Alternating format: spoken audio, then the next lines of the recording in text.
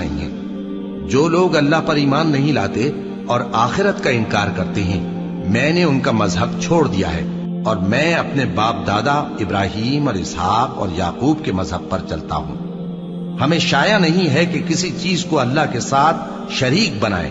یہ اللہ کا فضل ہے ہم پر بھی اور لوگوں پر بھی، لیکن اکثر لوگ شکر نہیں کرتے۔ اے میرے قید خانے کے رفیقو، بھلا کئی جدا جدا آقا اچھے یا اللہ جو اکیلا ہے سب پر غالب ہے؟ جن چیزوں کی تم اللہ کے سوا پرستش کرتے ہو وہ صرف نام ہی نام ہیں جو تم نے اور تمہارے باپ دادا نے رکھ لیے ہیں۔ اللہ نے ان کی کوئی سند نازل نہیں کی۔